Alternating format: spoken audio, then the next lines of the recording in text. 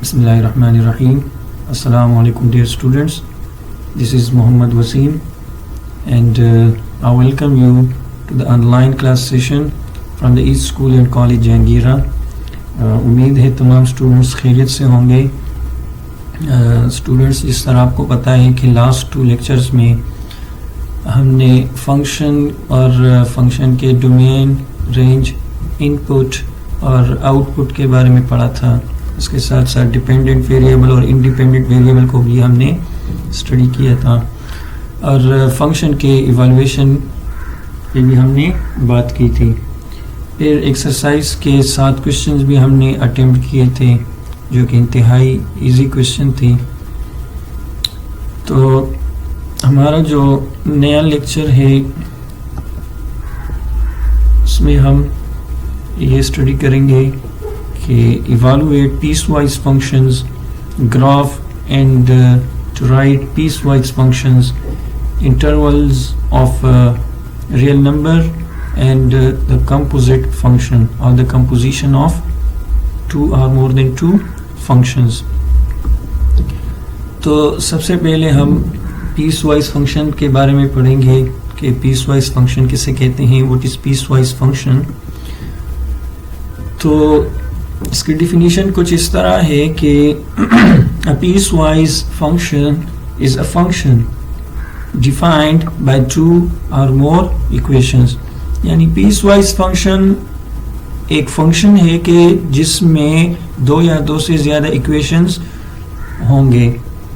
अब एक बात आप याद रखें कि हर फंक्शन इक्वेशन होता है लेकिन हर इक्वेशन फंक्शन नहीं होता। इसकी मिसाल मैं आपको दूं, जिस तरह आपने फर्स्ट लेक्चर में पढ़ा था कि हमारे पास एक इक्वेशन था, एक एक्सप्रेशन था कि y square is equal to x। ये जो इक्वेशन था ये फंक्शन की डिफिनीशन को सेटिस्फाई नहीं कर रहा था। अब ये इक्वेशन था लेकिन फंक्शन नहीं था। इक्वेशन क्यों था? क्योंकि इक्वेशन की डिफिनीशन ये है कि जब 2 एक्सप्रेशंस, जब 2 स्टेटमेंट्स के दरमियान इक्वल साइन हम लगाएं उसको क्या कहते हैं? इक्वेशन। तो y square is equal to x। y square is an expression and x is also an expression और इसके दरमियान इक्वल साइन है तो हम इसको इक्वेशन का नाम देते हैं। अब y square is equal to x equation है लेकिन ये फंक्शन की डिफिनीशन को सेटिस्फाई नहीं कर रहा। लेकिन इसके साथ हमने एक और इक्वेशन भी पढ़ा था, suppose y is equal to x plus 1।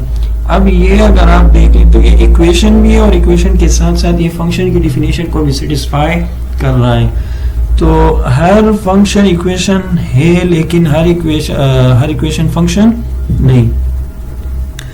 तो अब दोबारा इसके डिफिनीशन की तरफ आते हैं कि a piecewise function is a function. ये एक ऐसा फंक्शन है कि जिसमें 2 या 2 से ज्यादा इक्वेशंस हों। अब each piece of function applies to a different part of its domain. इसका क्या मतलब है? यानी सपोज इधर ये एक फंक्शन है f ऑफ x।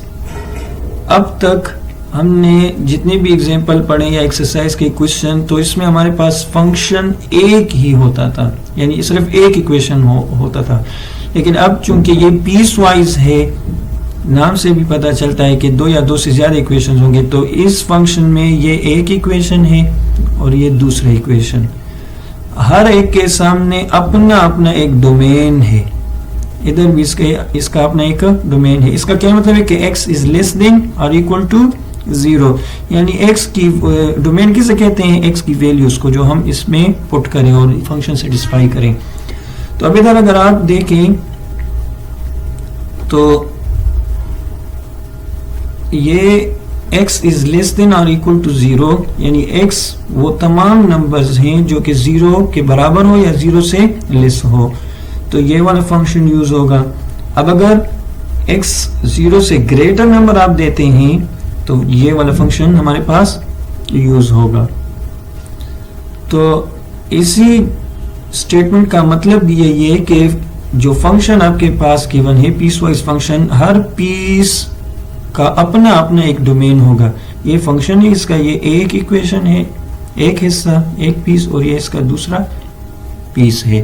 तो ये इसके सामने अपना एक डोमेन है, ये इसके साथ अपना एक डोमेन है।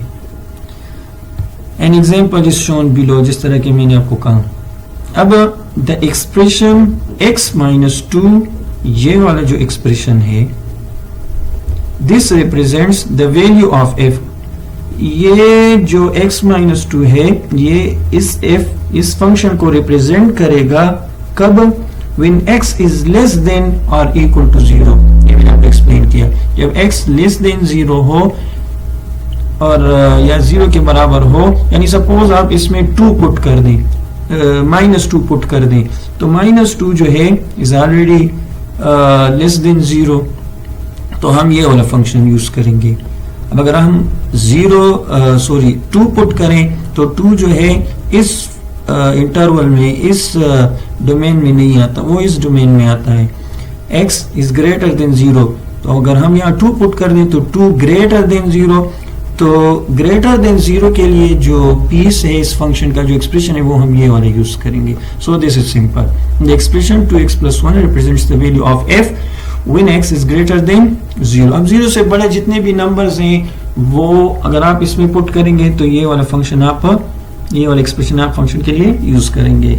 ये इसका ग्राफ है, ये इस फंक्शन का ग्राफ है 2x + 1, और ये x - 2 के फंक्शन का ग्राफ है। आप जानते हैं कि हर फंक्शन जो है उसका ग्राफ होता है, और हर ग्राफ का भी एक फंक्शन होता है। अब इस पे एक एग्जांपल है कि evaluate a piecewise function. So evaluate the function, ये वाला फंक्शन गिवन है when x is equal to 0, यानी आप इस फंक्शन में x की जगह 0 पुट कर दें, वैल्यू फाइंड कर दें, और दूसरा जो पार्ट है वो है आप x की जगह क्या पुट करें? 4, और फिर y की जो वैल्यू है या f की जो वैल्यू वो फाइंड करें। सो this is simple. First number part जो है वो x इक्वल टू 0, तो आपने सबसे पहले इस पीस वाइज फंक्शन के राइट कॉलम को देखना है, ये वाला हिस्सा, ये वाला हिस्सा आपने देखना है। क्योंकि आपसे 0 मांग रहा है, तो देखिए आपके पास 0 इस वाले रो में आता है या इस वाले रो में। तो 0 x ग्रेटर देन 0, तो 0 जो है वो तो 0 से बड़ा नहीं है। 0 जो है वो या 0 के बराबर, वो इस एक्सप्रेशन में आता है, इस डोमेन में आता है कि 0 इज इक्वल टू 0, और ये वाला जो डोमेन है ये भी x लेस देन और इक्वल टू 0 है। तो अभी यहाँ पे आते हैं f of x is equal to x minus 2। f of x is equal to x minus 2। हमने ये वाला फंक्शन उठा लिया, क्यों? क्योंकि 0 इस डोमेन में आता है। बिकॉज 0 इज लेस देन और equal to 0, use the first equation. So f of 0, अब x की जगह आप क्या पुट करें? 0 इक्वल टू x की जगह वही सिंपल क्वेश्चन है 0 माइनस 2, सब्स्टिट्यूट 0 फॉर x, सामने लिखा भी है f of 0 is equal to 0 minus 2 minus 2। अब the value of f is -2 when x equal to 0। आपने ये फाइंड किया कि जब x 0 है तो हम ये वाला फंक्शन यूज करेंगे और इसकी वैल्यू कुछ इस तरह आएगी। अब सेकंड पार्ट जो है आप x की जगह 4 पुट कर दें। अब आपने देखना है कि 4 इस पहले डोमेन में आ रहा है या दूसरे डोमेन में। तो जिस डोमेन में भी वो आ रहा है तो आपने क्या करना है, आपने उसके सामने वाला जो फंक्शन है वो यूज करना है। तो x ग्रेटर देन 0, x तो 4 है, तो 4 इस वाले को सेटिस्फाई नहीं कर, क्योंकि 4 0 से लेस नहीं है, 4 0 से ग्रेटर है, तो हम ये वाला एक्सप्रेशन यूज करेंगे। So right here the second expression, f of x is equal to 2x plus 1, because for greater than 0 we use the second equation. Now substitute 4 for x, x की जगह 4 आप put कर दें, तो 2 into 4 8 plus 1 9, so the value of f is 9 when x equal to 4। अब हमारे पास दूसरा एक एग्जांपल है इसी तरह कि इवैल्यूएट फ्रॉम द फंक्शन। ये आपके पास एक फंक्शन गिवन है, पीस वाइज फंक्शन है क्योंकि दो एक्सप्रेशन है और डोमेन भी हर एक के सामने मौजूद है। तो कहता है कि इवैल्यूएट f ऑफ -2, यानी आपके पास ये जो फंक्शन है आप इसमें x की जगह -2 पुट कर दे। अब आपने ये देखना है कि आया -2 इस वाले डोमेन में आ रहा है या इस वाले डोमेन में आ रहा है। So this is simple. Previous example से हम सीख गए कि how to evaluate piecewise function. देखें इधर, when asked to evaluate from a function, how do you know which equation to use? So remember the number inside the parenthesis for f of -2 is the x। इसका मतलब ये है कि यहाँ पे जो वैल्यू है इस पेरेंथेसिस के अंदर ये x की वैल्यू को जाहिर करता है। तो यहाँ पर x की जो वैल्यू है वही आपने पुट करनी है। So the right column in the piecewise function is the domain for each equation। वही बात कह रहा है कि यहाँ पे इस फंक्शन में राइट कॉलम में यहाँ पे जो चीज है वो हर एक फंक्शन का अपना अपना डोमेन है। So find the domain in which the x falls, यानी x की जो वैल्यू सपोज यहाँ पे -2 है तो आप वो वाला डोमेन तलाश करें जिसमें -2 आ रहा हो and use that equation two evaluate the function. अब -2 है, notice -2 falls in the first domain because it is less than 0। चूंकि -2 जो है इस वाले डोमेन में आ रहा है, क्यों? क्योंकि x लेस देन 0, तो -2 जाहिर बात है कि वो 0 से लेस है, तो हम ये वाला एक्सप्रेशन यूज करेंगे, ये वाला एक फंक्शन यूज करेंगे। अगर हम ये वाला यूज करेंगे तो ये वाला गलत होगा। क्यों? क्योंकि यहाँ पे वो तमाम नंबर्स हैं जो 1 या 1 से बड़े हो, 1 के बराबर हो या 1 से लार्ज नंबर हो। तो चूंकि -2 1 से बड़ा नहीं है तो हम फर्स्ट वाला एक्सप्रेशन डोमेन यूज करेंगे। Notice -2 falls in the first domain because it is less than 0.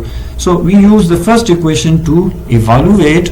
So f of x is equal to 2x plus 3। x की जगह -2 पुट कर दें तो 2 अपनी जगह पे -2x की जगह और पॉजिटिव +3।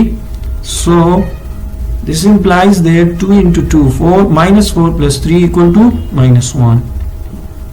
तो इसका जो रिजल्ट आ गया आपके पास, यानी जब आप इस फंक्शन में -2 पुट करेंगे तो आपके पास वैल्यू आएगी -1। This is simple.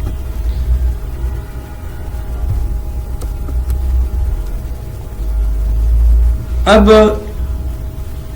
ये आप इवैल्यूएट करें, पिछले वाले क्वेश्चन का हिस्सा है कि इवैल्यूएट f ऑफ 0, यानी अब आप क्या पुट करें, इसमें 0 पुट कर दें। आप इसमें क्या पुट करें, 0। तो वही तरीके कार आप वो अप्लाई कर लें यहाँ पे कि अगर x की जगह 0 है तो हमने कौन सा वाला एक्सप्रेशन यूज करना है।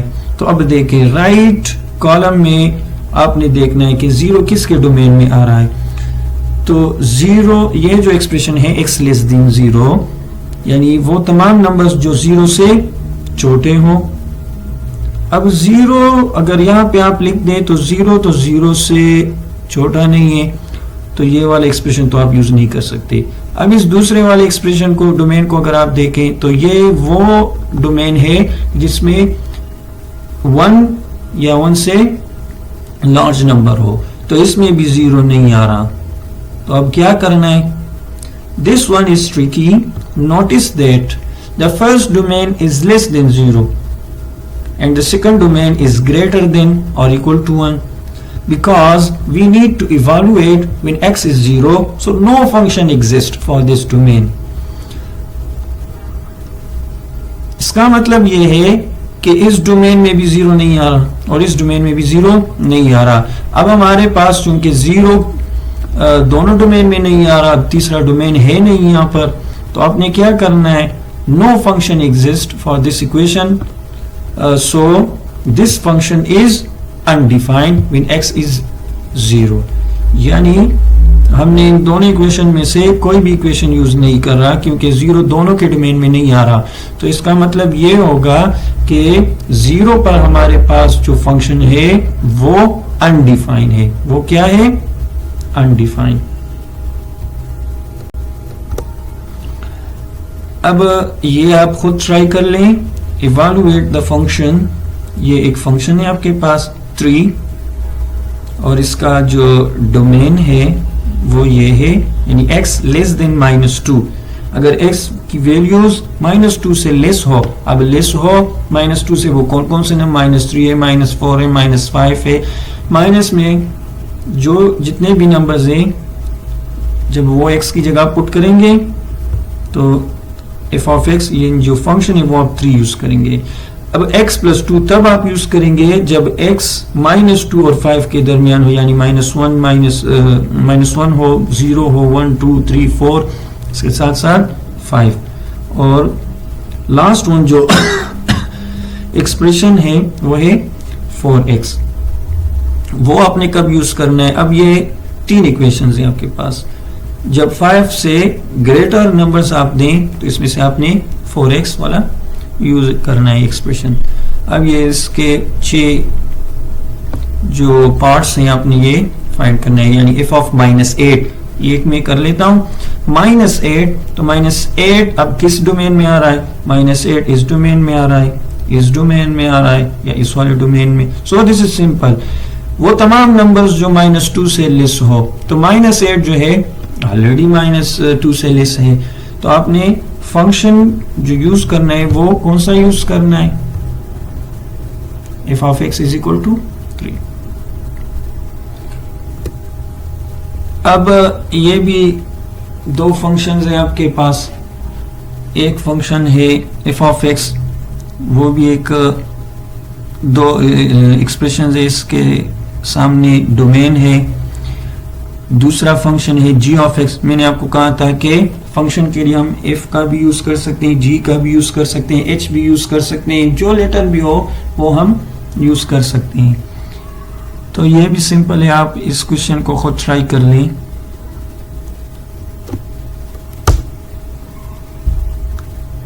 अब पीस वाइज फंक्शन का जो ग्राफ है उसके बारे में पढ़ते हैं।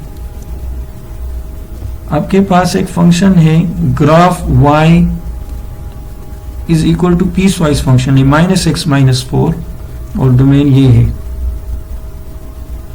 और दूसरा जो एक्सप्रेशन है y इक्वल टू x जब x 0 से ग्रेटर हो या 0 के बराबर। तो इसका ग्राफ आप बनाएं। सो फर्स्ट नंबर इक्वेशन जो आपके पास है इसके लिए हम ग्राफ बनाएंगे। तो ग्राफ बनाने के लिए जरूरी है कि हम 2 या 3 वैल्यूज पुट कर दें, तो इससे x और y की वैल्यू पॉइंट्स हमारे पास आ जाएंगे और इससे हम स्ट्रेट लाइन ड्रा कर सकते हैं। अब फर्स्ट नंबर जो इक्वेशन है y is equal to -x -4, तो ये हम कौन सी वैल्यूज के लिए यूज कर सकते हैं? जब x 0 से लेस हो। तो याद रखें ये वाला x का लाइन है, x एक्सिस है, और ये y का एक्सिस है। तो 0 से लेस, ये 0 से लेस नंबर्स हैं। तो 0 से लेस नंबर, अब अगर आप इसमें x की वैल्यूज पुट कर दें, -1 पुट कर दें, -2 पुट कर दें, -3, तो y की वैल्यूज इसके साथ साथ आ जाएगी। ऑर्डर पेयर आपके पास बनेंगे, पॉइंट्स बनेंगे, तो उससे उसकी मदद से आप यहाँ पे ग्राफ बना सकते हैं।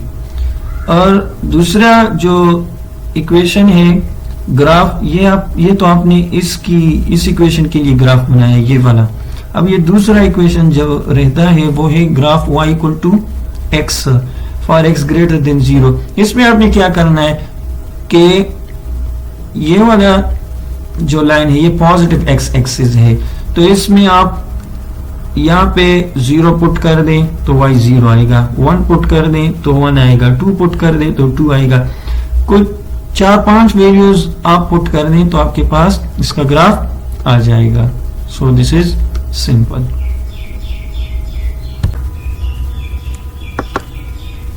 अब एक्सरसाइज की तरफ आते हैं। पीस वाइज फंक्शन से रिलेटेड दो क्वेश्चन हैं। तो क्वेश्चन नंबर 7 में है if f of x is equal to x minus 3 two x plus 5 और डोमेन भी दोनों एक्सप्रेशंस के सामने मौजूद है। क्वेश्चन में कहता है कि एफ ऑफ -1 यानी आप -1 पुट कर दें। तो -1 वही तरीक़ेकार है कि आप इस डोमेन में देखें कि -1 किस डोमेन में आ रहा है, कौन से डोमेन को ये सेटिस्फाई कर रहा है। तो -1 इस फर्स्ट वाले डोमेन को सेटिस्फाई कर रहा है। क्यों? क्योंकि -1 जो है वो 0 से लेस है। तो हम ये x -3 वाले फंक्शन यूज करेंगे। तो x -3 वाले फंक्शन आप यूज कर लें। x की जगह -1 -3 इज इक्वल टू -4। इसी तरीके से आप ये 0 भी इसमें पुट कर सकते हैं। पहले आप देख लें कि 0 किस डोमेन में आ रहा है। तो 0 जो है 0 is not equal to 0 is not less than 0। तो ये फर्स्ट नंबर जो डोमेन है ये आप यूज ना करें क्योंकि इसको सेटिस्फाई नहीं करा। तो लाजमी बात है कि 0 इज इक्वल टू 0, ये वाला जो डोमेन इसको सेटिस्फाई कर रहा है। तो ये वाला फंक्शन आप यूज कर लें। इसमें x की जगह 0 + 5 तो रिजल्ट 5। इसी तरह आप ये इसमें 1 भी पुट कर सकते हैं और देख सकते हैं कि हम कौन सा फंक्शन यूज कर सकते हैं। अब नेक्स्ट क्वेश्चन है कि एक और फंक्शन है f of x is equal to x square -4 divide by x -2 और domain x not equal to 2, यानी जब x 2 के बराबर ना हो तो 2 के बराबर जो वैल्यूज ना हो वो 3 है, 4 है, 5 है, 6 है और इससे लेस भी है। -1 है, 0 है, -1, 2, -3, -4, ये तमाम वैल्यूज। जब ये तमाम वैल्यूज आप पुट करेंगे तो ये वाला फंक्शन यूज। लेकिन जब 2 आ जाए, फिक्स 2 आ जाए तो ये इक्वेशन आपने यूज करना है। तो इसके लिए आपने ये फर्स्ट नंबर जो पार्ट है एफ ऑफ 0 यानी 0 आप देख लें किस डोमेन में आ रहा है। तो ये तो 2 के लिए है सिर्फ। तो 0 जो है वो 2 के बराबर नहीं है तो आप ये वाला फंक्शन यूज कर लें, ये आपके पास रिजल्ट आ जाए। इस तरह आप 2 पुट कर दें तो 2 जो है 2 इज इक्वल टू 2 इसको सेटिस्फाई करे तो आप ये वाला फंक्शन उठा लें। तो आपका जो जवाब आएगा वो 4 आ जाएगा, 4 आ जाएगा। अब इंटरवल की तरफ आते हैं कि the end points of an interval make up the interval's boundary and are called boundary points. ये आप सीख लें, इसके बाद मैं आपको बताता हूँ। The end points of an interval यानी इंटरवल के जो एंड पॉइंट्स होते हैं, अगर आपको याद हो तो पॉइंट्स आप जो है वो a, b और ब्रैकेट्स के दरमियान आप लिखते हैं, उसको ऑर्डर्ड पेयर कहते हैं, पॉइंट्स कहते हैं। तो इसी तरह इंटरवल भी हम इस तरह लिखेंगे कि ब्रैकेट a, b और फिर ब्रैकेट बंद, इसको हम इंटरवल का नाम देते हैं। लेकिन दोनों में फर्क है, वो इसके बाद हम देखते हैं। The end points of an interval make up the interval's boundary and are called boundary points। यानी जो साइड पे जो नंबर्स होते हैं इंटरवल के उसको हम बाउंड्री पॉइंट्स कहते हैं। और the remaining points make up the interval's interior and are called interior points। और इसके दरमियान जितने भी नंबर्स फिर आएंगे उसको हम इंटरवल्स इंटीरियर पॉइंट्स का नाम देंगे। अब क्लोज्ड इंटरवल और ओपन इंटरवल, इसके लिए हम एग्जांपल भी देखते हैं। ये आपके पास इंटरवल्स हैं। Name open interval A B. Notation, ये दो इसके नोटेशंस हैं, A less than X and X less than B और इंटरवल ए बी। अब ये जो नोटेशन है ये पॉइंट्स के लिए भी हम यूज करते थे, लेकिन ये पॉइंट्स के लिए हम यूज नहीं करेंगे, ये इंटरवल है। यानी ए भी एक नंबर है, सपोज यहाँ पे ए 1 है आपके पास और बी जो है वो आपके पास 3 है। तो 1,3 1,3 का मतलब ये है कि 1 से लेकर 3 तक, 1 से लेकर 3 तक जितने भी नंबर्स है वो इसमें आएंगे। अब ये 1 और 3 चूंकि इसको हम ये बाउंड्रीज पर है तो इसको हम बाउंड्री पॉइंट्स का नाम देंगे। ए और बी जो है ये बाउंड्री पॉइंट्स है, 1 और 3 जो है वो बाउंड्री पॉइंट्स है, और इसके दरमियान जितने भी नंबर्स आएंगे, अब 1 और 3 के दरमियान बेशुमार इनफाइनाइट नंबर्स हैं। 1 के बाद 1.001, 1.3, 1.5, 1.9, 2, 2.5, 2.3, 2.999, ये तमाम नंबर्स इसके दरमियान आते हैं। तो वो तमाम नंबर्स जो इन दोनों बाउंड्री पॉइंट्स के दरमियान है उसको हम इंटीरियर पॉइंट्स का नाम देंगे। अब ये ओपन इंटरवल का मतलब ये है कि ए से लेकर बी तक तमाम नंबर्स जो इसके दरमियान है, लेकिन ए और बी इसमें शामिल नहीं होंगे। ए और बी इसमें शामिल नहीं है, लेकिन इसके दरमियान जितने भी नंबर्स हैं वो एक्स का हिस्सा है, इंटरवल का हिस्सा है। अब ये क्लोज्ड इंटरवल है। क्लोज्ड इंटरवल के नीचे हम यहाँ पे इक्वलिटी साइन लगाते हैं, और ये जो ब्रैकेट है ये हम स्क्वायर ब्रैकेट पर लगाएंगे। अब इसका मतलब ये है कि ए और बी बाउंड्री पॉइंट्स हैं, लेकिन ये भी इसमें शामिल है, और इसके साथ इसके दरमियान जितने भी नंबर्स हैं वो भी इसमें आएंगे। सपोज 1,3, तो 1 और 3 भी इसमें शामिल है, लेकिन और 1 और 3 भी इसमें शामिल है, और इसके दरमियान जितने भी नंबर्स हैं वो भी आप इसमें से यूज कर सकते हैं। So these are the notation for open interval and close, this is very important.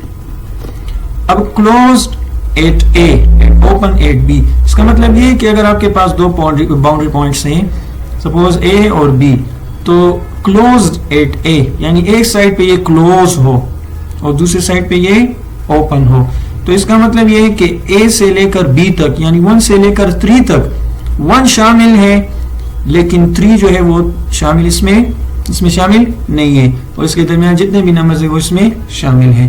Now open at A and closed at b, ये भी इसका अपोजिट है। अब the set of all real numbers, ये हम इस तरह यूज कर सकते हैं। रियल नंबर्स यानी -∞ टू इंफिनिटी, जितने भी नंबर्स हैं उसको हम रियल नंबर का नाम देते हैं। और ये जो सेकंड ईयर का मैथमेटिक्स है जो कोर्स है, इसमें हम ज़्यादातर रियल नंबर अप्लाई करेंगे, रियल नंबर इसमें यूज होगा। और रियल नंबर से आप जान लें कि सबसे बड़ा सेट जो है वो कॉम्प्लेक्स नंबर है, जिसमें आयोटा आता है, a + b आयोटा। लेकिन इस कोर्स में हम सिर्फ और सिर्फ रियल नंबर्स का इस्तेमाल करेंगे। तो -∞ टू इंफिनिटी, ये रियल नंबर्स का नोटेशन है।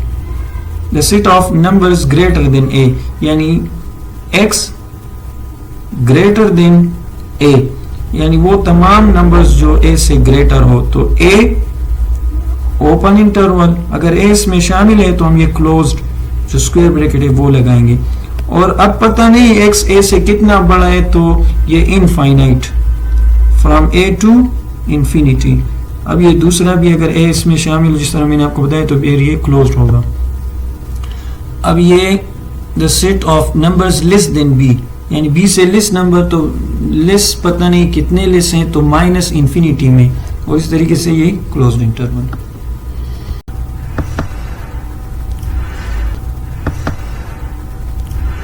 अभी नेक्स्ट जो टॉपिक है हमारा वो है composition of function. The term composition of functions or composite function refers to the combining together of two or more functions in a manner where the output from one function becomes the input for the next function. Composite function का क्या मतलब है? Composite function का मतलब ये है कि अगर आप क्या करें, दो या दो से ज़्यादा functions को इस तरीके से combine करें कि एक function का जो आउटपुट है वो दूसरे फंक्शन का इनपुट बन जाए। दो फंक्शंस को आप इस तरह कंबाइन करें कि एक फंक्शन का जो आउटपुट आ जाए वो दूसरे फंक्शन में आप क्या करें, इनपुट के तौर पे यूज करें।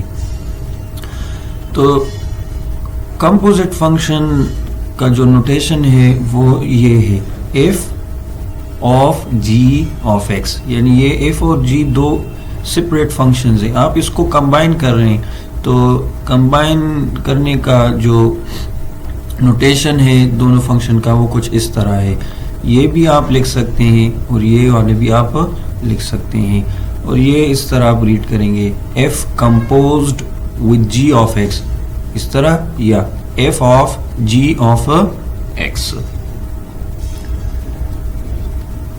अब क्वेश्चन ये है कि हमारे पास दो फंक्शंस हैं तो हम उसको किस तरह कंपोज करेंगे। तो यहाँ पे एक एग्जांपल है, एक फंक्शन ये है 2x + 3 और g ऑफ x, ये दूसरा एक फंक्शन है x - 1। ये इस दोनों फंक्शन को हमने कंबाइन करना है, तो किस तरह कंबाइन करेंगे, यानी हमने ये फाइंड करना है f of g of x और ये वाला f of g of x, ये दोनों एक ही चीज है, या आप इस तरह लिख सकते हैं या इस तरह भी, इसके नोटेशंस है। अब चूंकि g इज इनसाइड फंक्शन, अगर आप देखें तो g इनसाइड फंक्शन है and f is the outside function, तो सबसे पहले आपने ये जो इनसाइड फंक्शन है इसको इवैल्यूएट करना है। When you compute the composition, जब आप इसको हल करेंगे ये वाला f of g of x, तो सबसे पहले you compute the inside function first, सबसे पहले आपने ये g वाला फंक्शन क्या करना है, कंप्यूट करना है, इवैल्यूएट करना है, and then plug that result into the outside function. किस तरह, ये दो फंक्शंस हैं, आप इसको कंबाइन करना चाहते हैं, तो आप ये किस तरह करेंगे, हमने ये फाइंड करना है f of g of x, तो ये f यहां पर है। अब x की जगह हमने क्या पुट करना है, g ऑफ x, जिस तरह हमारे पास क्वेश्चन होता था कि आपके पास एक फंक्शन है f of x equal to x + 3, तो आप f ऑफ 1 फाइंड करें, तो 1 आप यहाँ पे x की जगह पुट करते थे, इधर भी x की जगह 1, लेकिन अब वो वैल्यू नहीं है, अब वैल्यू की जगह आपने फंक्शन पुट करना है, इधर x की जगह क्या पुट करना है, फंक्शन g ऑफ x, तो आप g ऑफ x की जो वैल्यू है वो आपने इसमें पुट करना है। देखिए x की जगह g ऑफ x, इधर x की जगह g ऑफ x यहाँ पे, तो चूंकि g ऑफ x की वैल्यू जो है वो x - 1 है, तो आप g ऑफ x की जगह क्या पुट करें यहाँ पे, x - 1। देखिए g ऑफ x आपने पुट किया और g ऑफ x की अपनी जो वैल्यू है वो है x - 1। अब फंक्शन आपके पास कौन सा है, ये वाला फंक्शन है 2x + 3, तो जहां पे x है f वाले फंक्शन में, वहां पे आप g ऑफ x की वैल्यू पुट करें, तो 2 अपनी जगह पे, इस x की जगह आप x - 1 पुट करें और +3। अब अगर ये सिंप्लीफाई हो सकता है तो आप इसको क्या करें, सिंप्लीफाई करें, इस तरह ये आप 2x - 2 + 3 और इसका जो रिजल्ट आ जाएगा 2x + 1।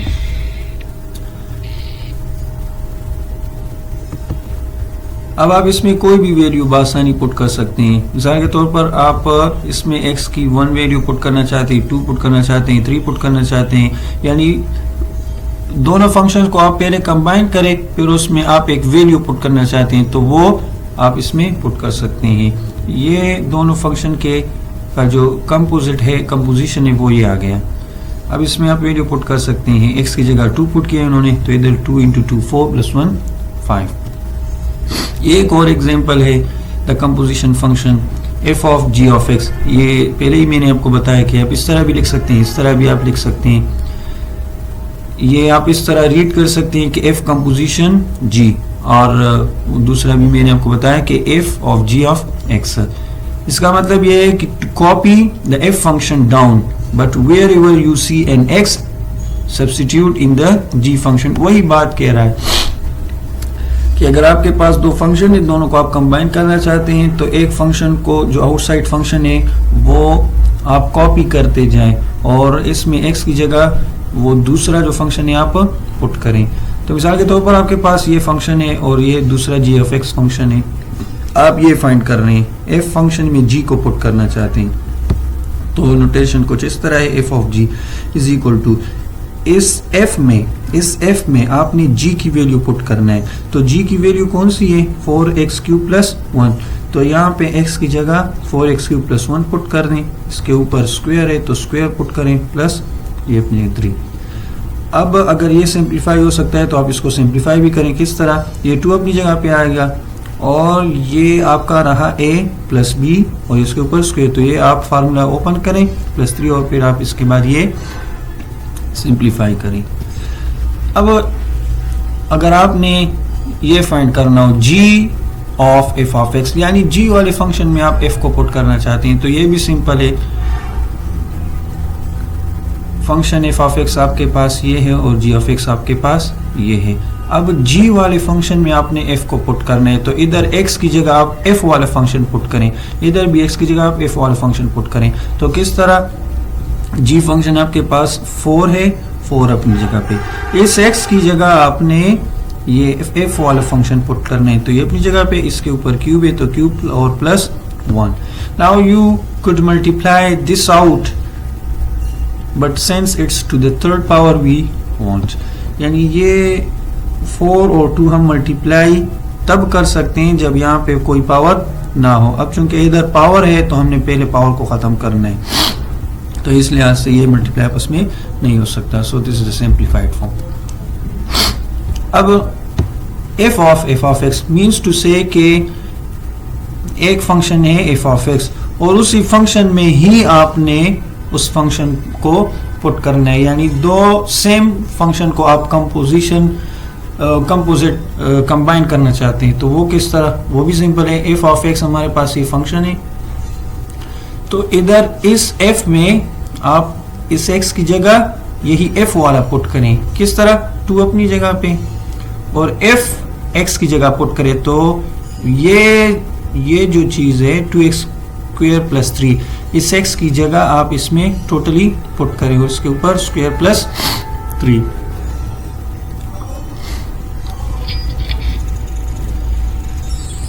अब आपके पास एक दूसरा एग्जांपल है। फंक्शन f ऑफ x ये है और g ऑफ x ये। Evaluate f of g of 2, यानी आप फंक्शन में पहले g को पुट करें और फिर उसमें 2 की वैल्यू पुट करें। वही सेम तरीका है जिस तरह हमने पहले वो क्वेश्चन किया। First of all we will evaluate, इस तरह भी आप कर सकते हैं कि g वाला जो फंक्शन आपके पास है उसमें आप 2 पुट करें, x की जगह 2, तो आपने 2 पुट किया, उससे रिजल्ट आ गया 4। अब g ऑफ 2 आपके पास 4 है, लेकिन आपने तो f of g of 2 find करना है, then we will evaluate f of 4। ये 4 क्या है? ये g की वैल्यू है, तो आप इस फंक्शन f में g की वैल्यू पुट करें, तो 3 × 4 ये वाले फंक्शन में वो आप फाइंड कर सकते हैं। इसका रिजल्ट आ जाएगा 11। अब f of x equal to 4x and g of x equal to, ये भी दूसरा एग्जांपल है। इसी तरीके से आप इसमें भी, यानी g की फंक्शन में -1 पुट करें। अच्छा, ये एक एग्जांपल है, आप इसको खुद ट्राई कर लें। फंक्शन आपके पास है f of x equal to x - 5 और दूसरा फंक्शन आपके पास है g of f of x equal to 2x² - 13x + 14। आपका काम ये है कि आप इससे g ऑफ x फाइंड करें, यानी यहाँ पे ये f का फंक्शन है और ये कंपोजिट फंक्शन है, यानी g और f 2 फंक्शन का कॉम्बिनेशन आपने फाइंड किया है। आप इस तरह करें कि इससे g ऑफ x फाइंड करें। वो कौन सा फंक्शन है जो f के, जिसमें आपने f वाला फंक्शन पुट किया है और इससे ये आया है, तो आपने वो फंक्शन सेपरेटली फाइंड करना है। तो उम्मीद है स्टूडेंट्स कि आपको आज का लेक्चर सही तरीके से समझ आया होगा और इस एक्सरसाइज के जितने भी क्वेश्चन हैं इससे रिलेटेड आप ट्राई कर लें, और जहाँ पे समझ ना आए तो आप व्हाट्सएप का जो ग्रुप है इसमें आप मुझसे क्वेश्चन कर सकते हैं। इंशाल्लाह मैं आपके हर क्वेश्चन का जवाब दूंगा। तो दुआ में याद रखिएगा। अल्लाह हाफिज़।